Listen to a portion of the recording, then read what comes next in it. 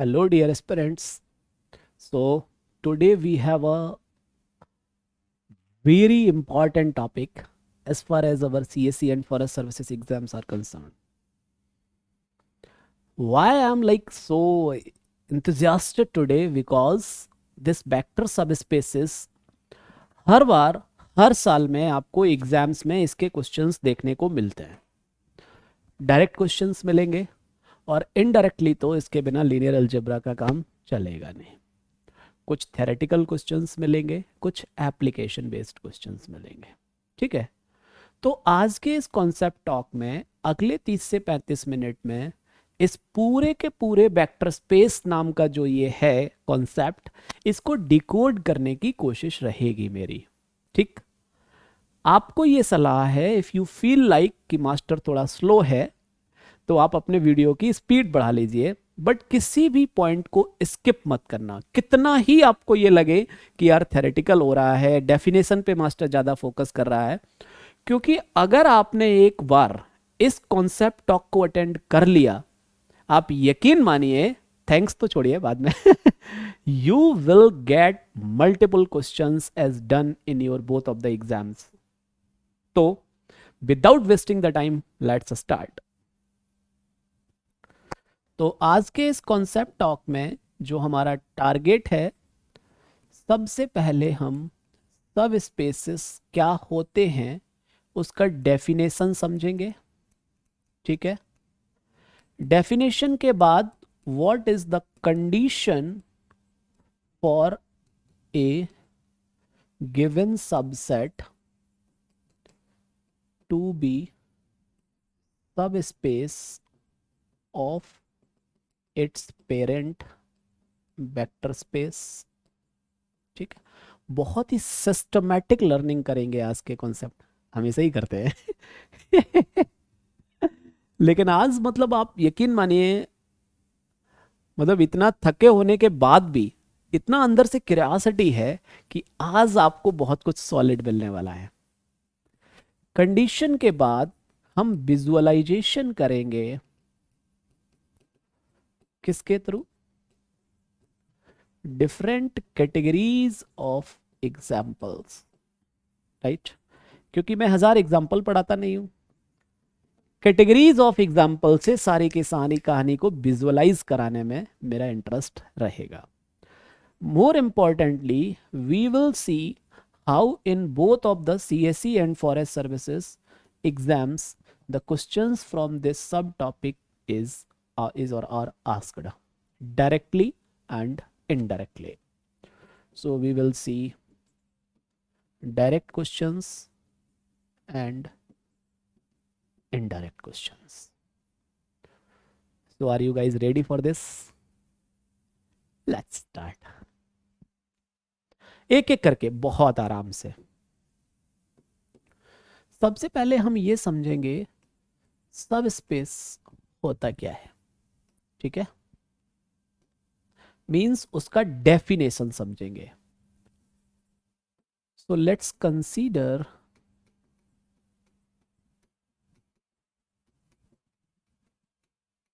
let's say V over F is a vector space with respect to vector addition, मान लो इसको plus से denote कर लिया, एंड स्केलर। और इन चीज़ों का अपना रोल है, अभी आपको समझ आएगा कि मास्टर इतना डेफिनेशन में इंटरेस्ट क्यों लेता है हमेशा। ठीक है, so let's consider a vector space V over F with respect to vector addition and scalar multiplication। चारों चीजें मिल गई, आगे बढ़ते हैं। Let W V some subset of set of vectors V। W किसका सबसेट है? V का। Then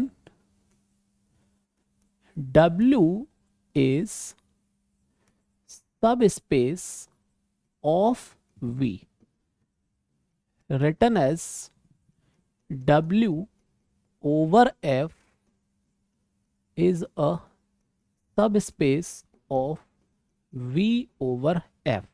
ये हम बोलते हैं इन शॉर्ट, लेकिन इसका जो हिडन सेंस होता है वो ये होता है, क्या, कि W और F, सॉरी W और V over the same field F। क्या नोटिस किया आपने? लिखते चलेंगे। Notice, field F remains same for subspace and vector space. ठीक है, तो किसी W को सबस्पेस कहा जाएगा if WF itself is a vector space with respect to same vector addition and scalar multiplication। क्या बोला? W is said to be a subspace of VF if WF itself is a vector space। Underline. ऐसा नहीं है सब space का जो सब space के जो ऑपरेशंस होंगे वो वेक्टर स्पेस से अलग हो सकते हैं, नहीं। अगर आपको याद हो जब हम मॉडर्न अलजेब्रा के कॉन्सेप्ट टॉक कर रहे थे, so in those concept talks I told you subgroup के बारे में, हाउ टू एक्सप्लोर। तो अगर आपको कोई वेक्टर स्पेस दिया है, जैसे वहां पर ग्रुप दिया होता था, तो हम डिफरेंट पॉसिबल सब ग्रुप्स लिखने की भी कोशिश करते थे, जैसे Z20 Z10। ऐसे ही यहां पर सोचा जा सकता है, जैसे वहां पर सब ग्रुप टेस्ट करते थे, यहां पर सब स्पेस टेस्ट यानी कि कंडीशन हो सकती है। ठीक है, जैसे वहां पर बाय डेफिनेशन हम H को कोई सबसेट लेते थे ग्रुप का, उसको सब ग्रुप मतलब ग्रुप दिखाते थे, ऐसे ही यहां पर भी उसको पूरा का पूरा वेक्टर स्पेस की सारी प्रॉपर्टीज को दिखाया जा सकता है। Means all three possibilities are here, all three kinds of questions can be imagined here as well. Are you getting the sense here? So let's explore सब। अगर आपको वेक्टर स्पेस की सारी कंडीशंस देखनी दिखानी है तो कॉन्सेप्ट टॉक वेक्टर स्पेस को डोंट मिस। ठीक, now we are interested in condition. Definition पढ़ लिया, अब चलते हैं कंडीशन की ओर। The necessary and sufficient condition for WF to be subspace of VF। In short मतलब उसका जो ऑपरेशंस हैं दोनों के सेम है, ये हम पीछे समझ चुके हैं। तो हम इतना लिखने का बात मेरे जो है कहने का मतलब, चारों कंपोनेंट्स गिवन हैं और हमें अब क्रॉस एग्जामिन कर मतलब वो कंडीशन फाइंड करनी है। अच्छा, नेसेसरी एंड सफिशिएंट का मतलब क्या समझते हैं?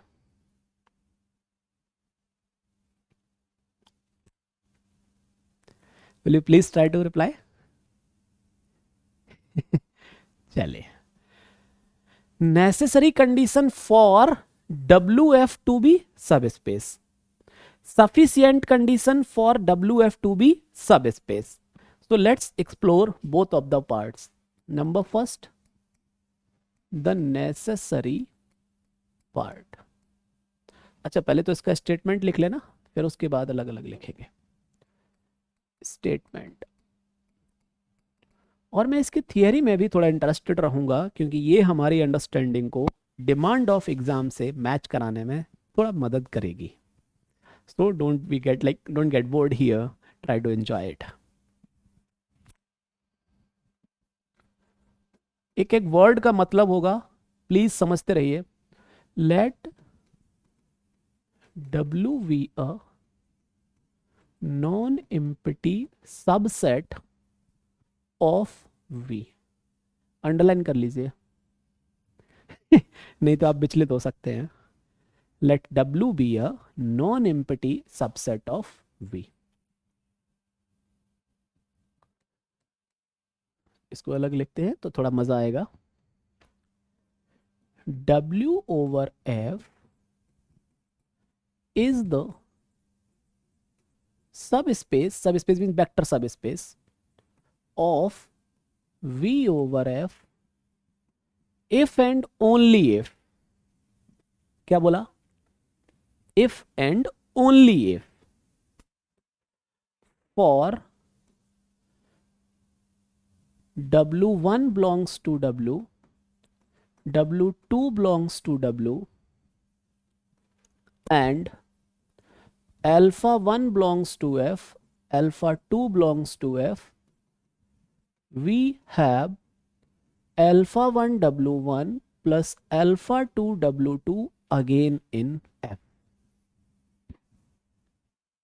पहले तो इस कंडीशन को ही पढ़ना सीख जाइए, ये खुद में एक आर्ट है. कई लोग तो सवाल कर लिया, एग्जाम भी दे आए, लेकिन उनको अभी तक ये क्लैरिटी नहीं है कि ये स्टेटमेंट कह क्या रहा है. ठीक है, चलो लेट्स डिकोड द स्टेटमेंट.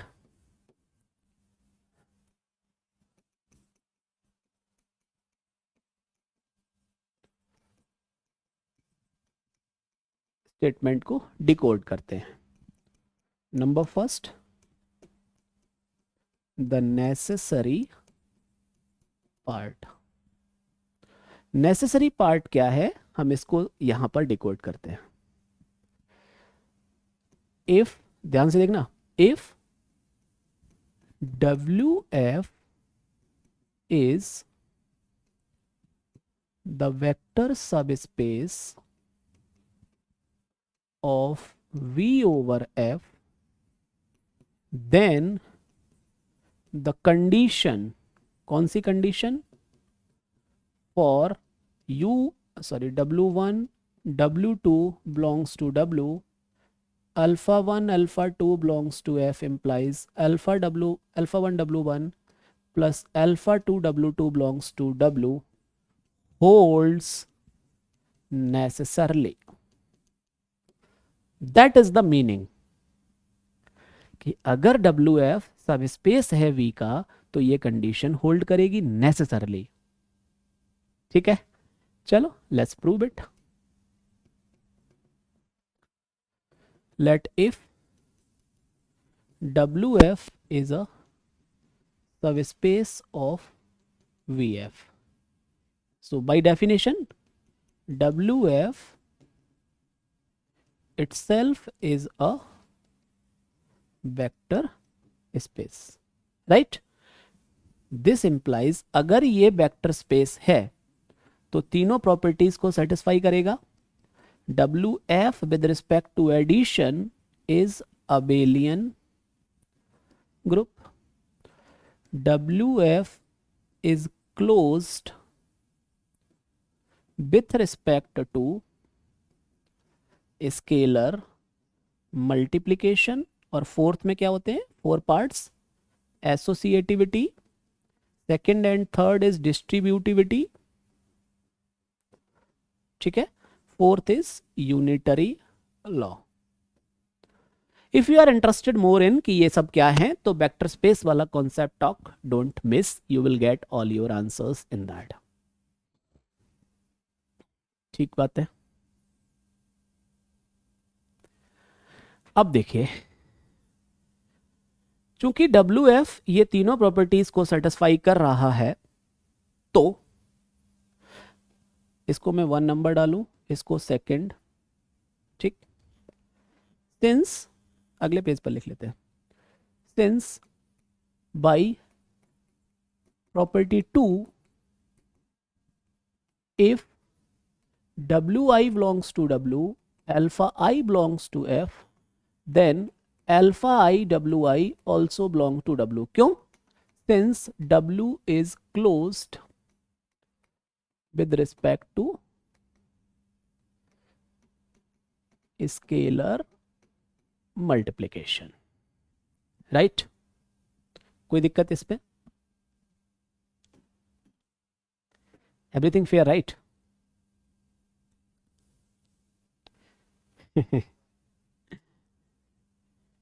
चलिए, सो α1 W1 प्लस α2, क्यों? क्योंकि α1 W1 belongs to W, α2 W2 belongs to W, and W is closed, क्योंकि अबेलियन ग्रुप है, तो with respect to vector addition. इसका मतलब यह हुआ हेंस प्रूव्ड। यही तो प्रूफ करना था। कंडीशन क्या थी कि अगर मैं W1 W2 W में ले लूं, α1 α2 F में ले लूं, तो α1 W1 प्लस α2 W2 भी बिलोंग करना चाहिए W में। होल्ड हो गई बात, राइट और नॉट? आगे बढ़े अब। सफिशिएंट पार्ट बहुत इंटरेस्टिंग है, ऑनेस्टली स्पीकिंग वेरी इंटरेस्टिंग। तो necessary part is proved, let's move for the sufficient part now.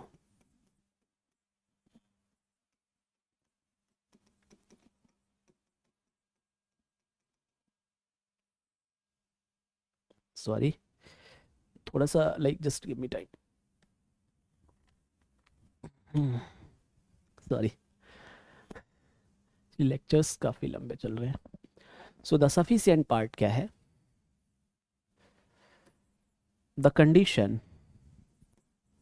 कौन सी कंडीशन प्यारे बच्चों? For W1 and W2 in W, α1 and α2 in F implies α1 W1 plus α2 W2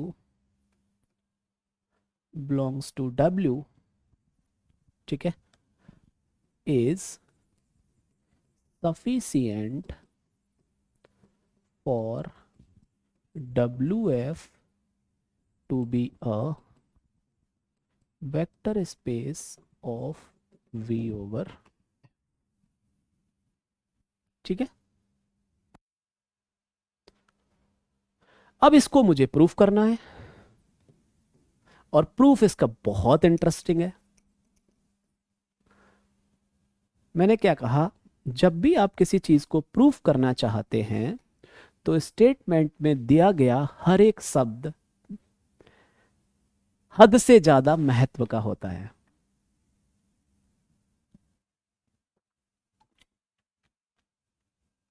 एक भी शब्द को मिस करने का मतलब होगा आप कभी भी एग्जैक्ट कंक्लूजन तक नहीं पहुंच पाएंगे।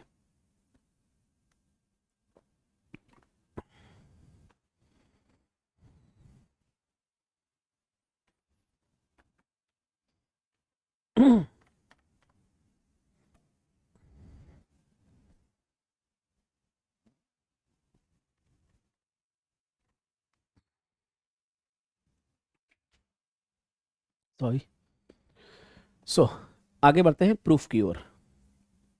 देखिए, अंडरलाइन कराया था मैंने, काम आएगा।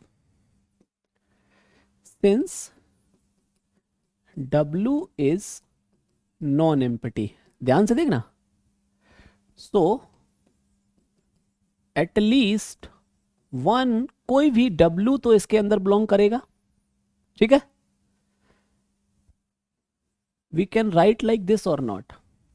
सो इफ वी चूज, क्योंकि α1 α2 तो फील्ड के एलिमेंट है और वो कुछ भी हो सकते हैं, so if I choose like this, then by condition क्या होगा, 1 into W1 plus minus 1 into W1 W1 W2 कहां से आ गया, 1 into W plus minus 1 into W, this implies 0 vector, ये भी W में होना चाहिए।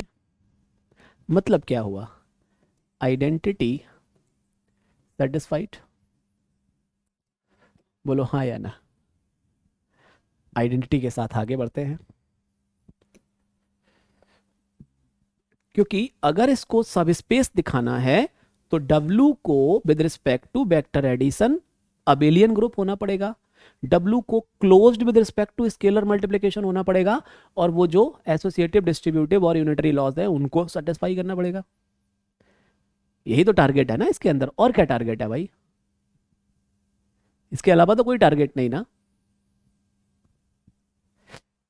राइट और नॉट?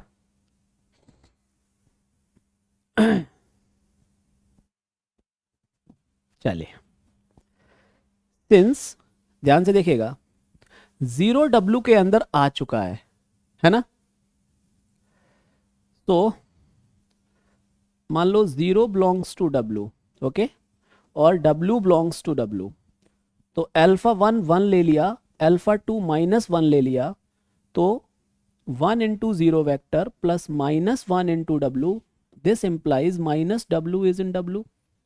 तो W का एडिटिव इनवर्स कैपिटल W में गया कि नहीं गया? आराम के साथ एकदम, right.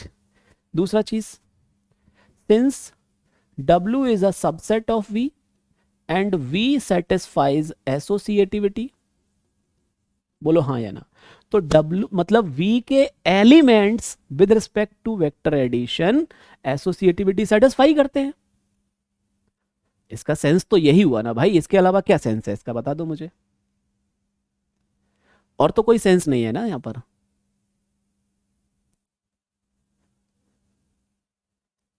Are you getting the point और not everyone? I hope yes.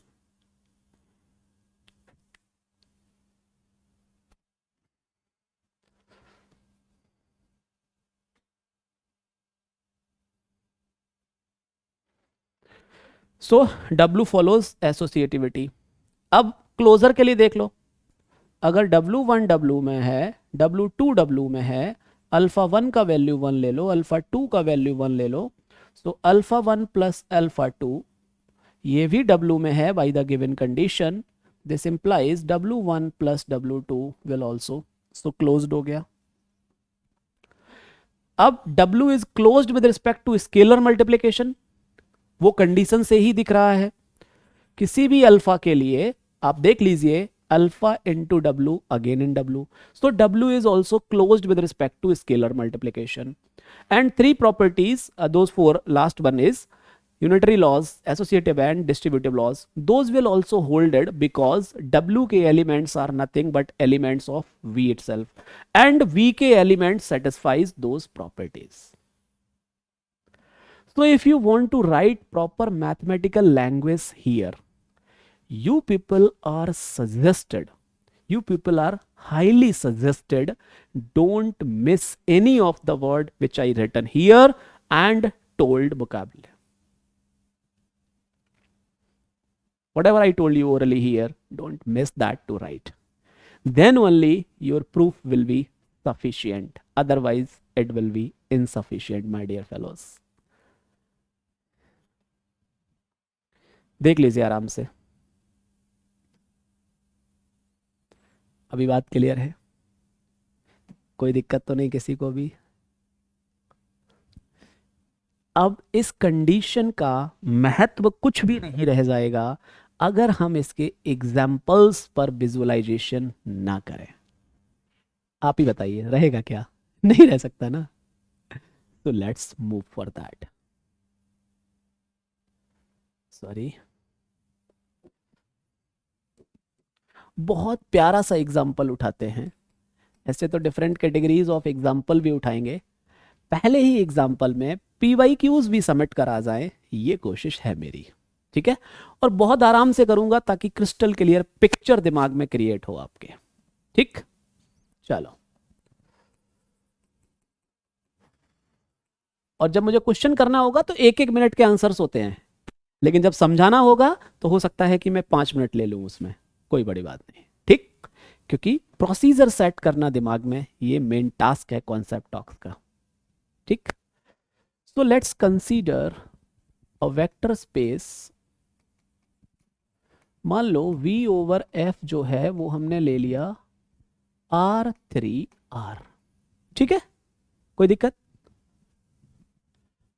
And W V the collection of those elements where a b c belongs to R, और मान लो a plus b plus c is zero, a minus b plus c is zero, 2a minus b, या इसको थोड़ा सा change करते हैं, b minus 2c is zero.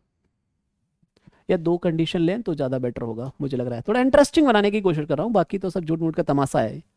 ठीक है, क्या किया हमने, एक वेक्टर स्पेस उठाया, ध्यान से देखिएगा, बाकी मतलब मेरे को क्या ख्याल आ रहा है अभी, आज हम कुछ एग्जाम्पल्स करते हैं, क्योंकि इस सब स्पेसिस वाले कॉन्सेप्ट से सीएससी और फॉरेस्ट सर्विसेज दोनों में भर भर के एग्जाम पूछता, वो क्वेश्चंस पूछता है।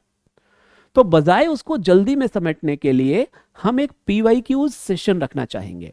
उस पीवाईक्यू सेशन में बेसिस एंड डायमेंशन भी आ जाएगा, सब स्पेसिस भी आ जाएगा, वेक्टर स्पेसिस के क्वेश्चंस भी आ जाएंगे। So the next concept talk will be based on that. Today let's concentrate on summarizing or visualizing the definition itself only. Fair? चलो, अब आप ध्यान से अगर ऑब्जर्व करें, then WR is a subspace of R3R. That is the question mark, my dear fellows. Will you try to reply it please? कोशिश करिए।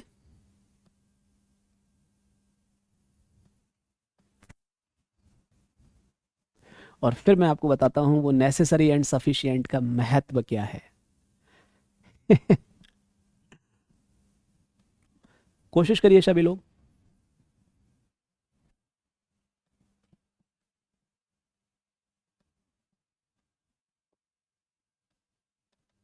बस थोड़ा सा बैक प्रॉब्लम कर रहा है, पता नहीं है ना, प्लीज कोऑपरेट है। कॉन्सेप्ट टॉक काफी लंबा होता जा रहा है, पर नर्वस 90s का शिकार नहीं होना है, सेंचुरी तो लगेगी अब, ठीक है। रन आउट भी नहीं होना है। कहाँ पहुंचे, 95 पे पहुंच गए ना, बस 5 रन और मारेंगे, सेंचुरी मारेंगे, सेंचुरी भी मारेंगे, डबल सेंचुरी भी लगेगी। जाओ, आज वादा कर दिया तुमसे। I am not Rohit Sharma, but yes I would like to be Rohit Sharma here for mathematics optional.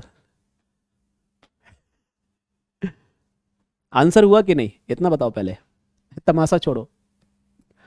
और आंसर की बात नहीं है यहाँ, क्या आप प्रोसीजर, क्या आप कॉन्सेप्चुअल अंडरस्टैंडिंग पे फोकस कर पा रहे हैं यहाँ, उसको जरा एश्योर कीजिए पहले मुझे।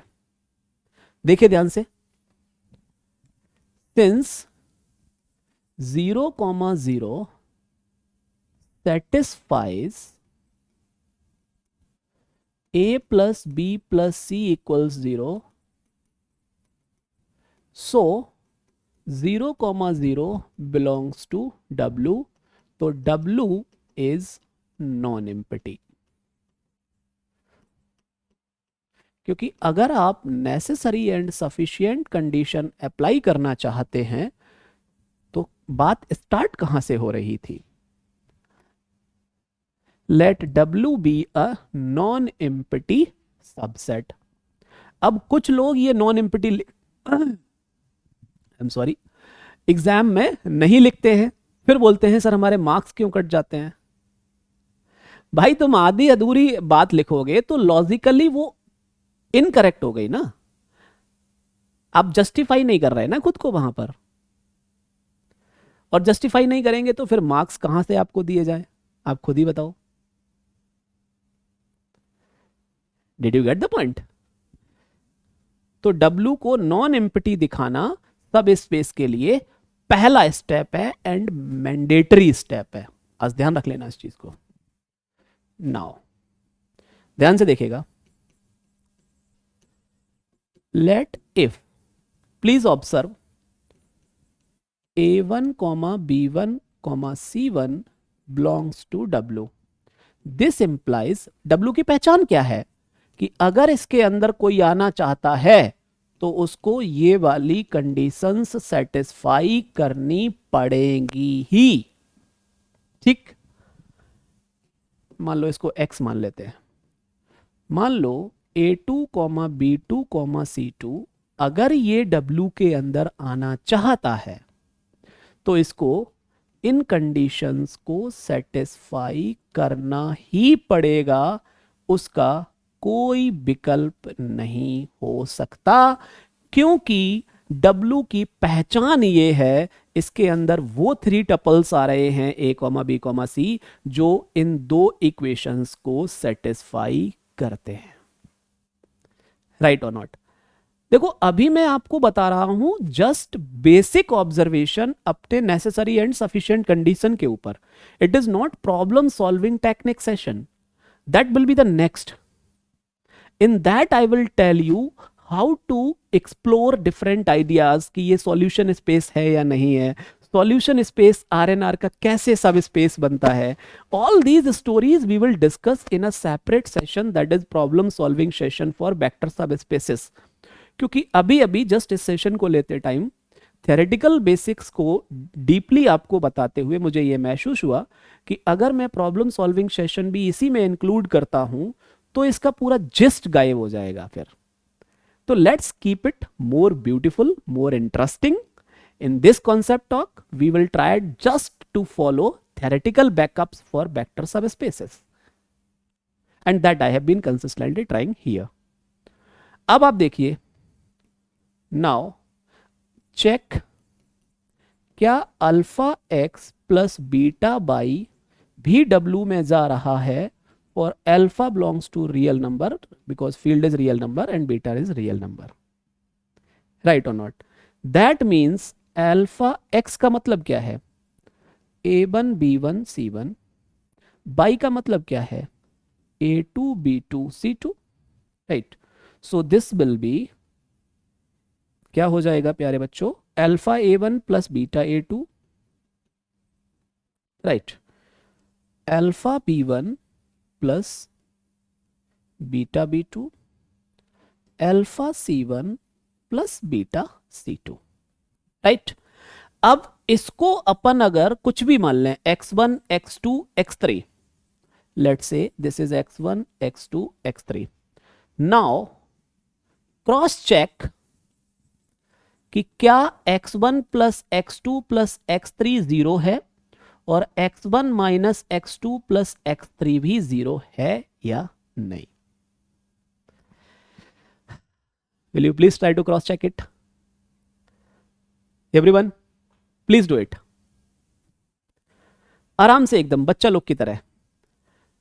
x1 x2 क्या है उनकी वैल्यू रखिए और इस इंफॉर्मेशन को यहां पर यूज कर लीजिए।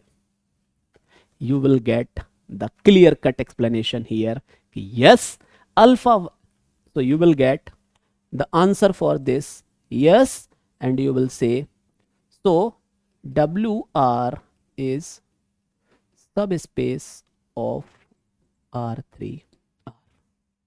इसको लिखने के कई सारे तरीके हो सकते हैं, मैं उससे मना नहीं कर रहा हूं, लेकिन this is one of the way to express necessary and sufficient conditions को समझाने के लिए ये काफी है।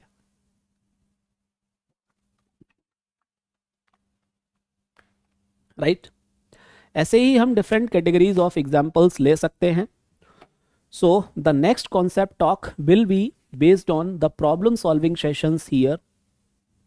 Okay dear fellows, next concept talk we will try to go for completely for problem solving sessions. In that we will try to explore different categories of vector spaces, unke possible subspaces. Okay, so for the day it's enough I guess। आज हमने सब spaces की theoretical backup देखा। क्या देखा? Subspaces का theoretical backup. In the next we will try to explore the numerical backup for vector subspaces. Okay, और आप लोगों का कोई पर्सनल डाउट होगा तो never hesitate from putting your comments, putting your remarks, even putting your suggestions as well, because those works as the like really feedback booster kind of, हम समझते हैं चीज़ों को कि बच्चों का वैसे तो ठीक है, एक लंबा एक्सपीरियंस है, बड़ी टीम्स होती हैं, फिर भी रेगुलर बैचेस लगातार चल रहे होते हैं, बच्चों के एक्सपीरियंसेस होते हैं, उन सारे को समझने के लिए हमारे पास काफ़ी कुछ रहता है। ठीक है, just but in spite of that we'll have to learn, एक चीज़ को एक्सप्लोर करना चाहिए हमें कि जैसे कि हम जब मैथमेटिक्स ऑप्शनल की बात करते हैं, ठीक है, तो जैसे मैंने यहां पर थ्योरेटिकल बैकअप की बात की, ठीक, अब आपको ये लग सकता है कि सर प्रूफ पूछा नहीं है या पूछेगा नहीं पूछेगा। अगर आपका सोचना इस तरीके से है, अगर आपकी process of thinking goes like this, then dear fellows it is a serious concern, because you will be just wasting your energy while solving the numericals only.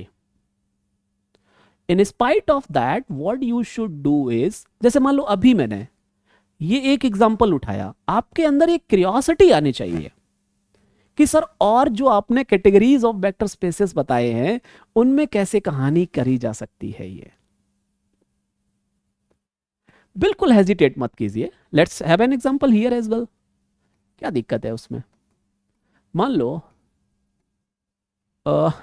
Late W is the क्या बोलूं, let W is collection of A0 plus A1 x square where A0 A1 belongs to R, ठीक है।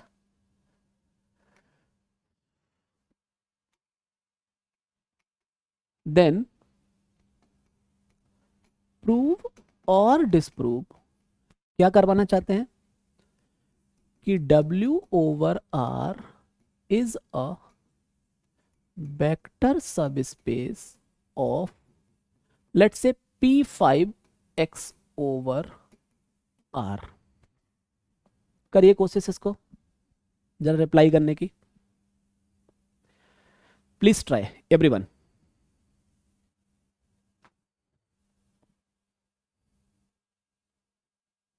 तो shortcuts नहीं, definition से जाइए एकदम, ठीक। देखिए कैसे जाना है, क्या बताया मैंने सबसे पहला step, since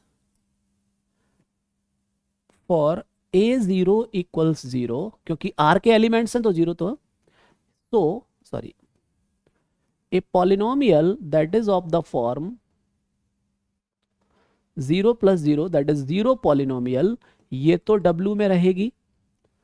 so W is a non empty subset of P5X, क्योंकि P5X के अंदर वो सारी पॉलिनोमियल्स आ रही हैं जिनकी डिग्री अप टू 5 है, मतलब 0 degree 1 degree 2 degree 3 degree 4 degree 5 degree.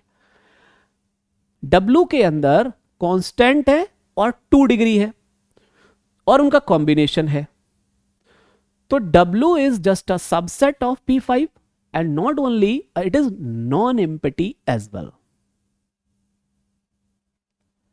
right? So that is the first step to show here. Now what is the necessary and sufficient condition? मान लो हमारे पास f of x equals A0 plus A1 x square, ये W में है, ठीक है। एक दूसरा polynomial ले लिया gx, that is B0 plus B1 x square, ये भी W में है, राइट। और अल्फा बीटा, अगर मैं ये चेक करूं, alpha f of x plus beta z of x, तो क्या बन जाएगा A0 plus A1 x square plus beta B0 plus B1 x square.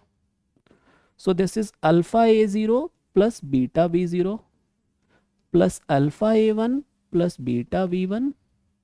Since alpha A0 B1 all these elements are a field, field होता है closed with respect to multiplication and addition, so this is something like C0 plus C1 x square, जहां C0 भी एक real number है और C1 भी एक real number है।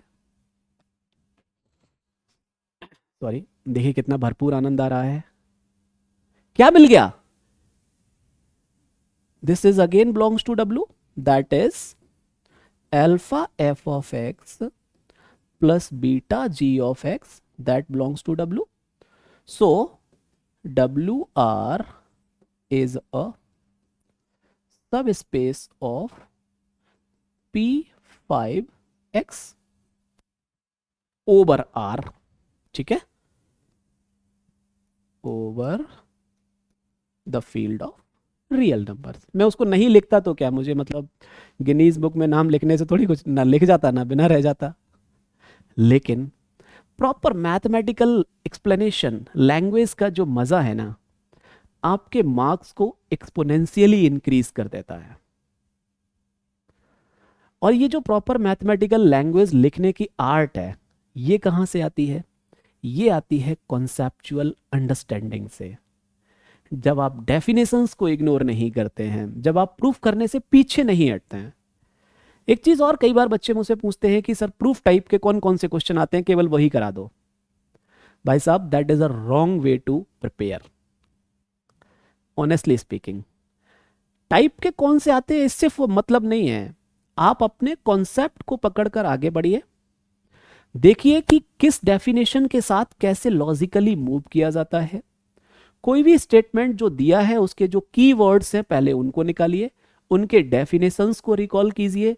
यकीन मानिए आधे से ज्यादा प्रूफ तो इसी में हो जाता है, और प्योर मैथमेटिक्स की यही ब्यूटी होती है। लेकिन ये आपको सिखाया नहीं गया। मैंने आपको सिखाया concept talks of modern algebra के अंदर, और बहुत ब्यूटीफुली सिखाया, आप इससे मना नहीं कर सकते। आपने किस हद तक उसको एब्जॉर्ब किया, ये आपका मतलब ये आपकी कला है, लेकिन मैंने तो उस कला को आप में पूरे एकदम ईमानदारी के साथ इनकलकेट करने की कोशिश की ही। बोलिए हाँ या ना। That clear? So in today's concept talk, I have tried to make you feel what is the importance of definitions, how to do the proofs easily with a comfort zone. Okay. Also, I tried to give you examples to visualize that theory. Now in the concept talk, we will have a complete dedicated problem solving techniques for a problem solving session for vector subspaces. Okay.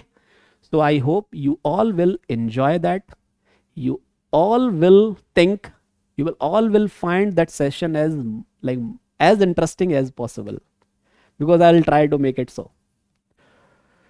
बाकी अपने doubts और feedbacks बताते रहिए। I guess it's enough from my side. बाकी आपकी पढ़ाई वगैरह अच्छी चल रही होगी, ऐसी मैं आशा करता हूँ, ऐसी मैं उम्मीद करता हूँ, और ऐसी मैं विश करता हूँ आपके लिए। So never hesitate from putting your feedbacks, your remarks. I'll definitely consider those. So I hope you people will enjoy learning. Keep learning, keep smiling. Good luck, my dear fellows.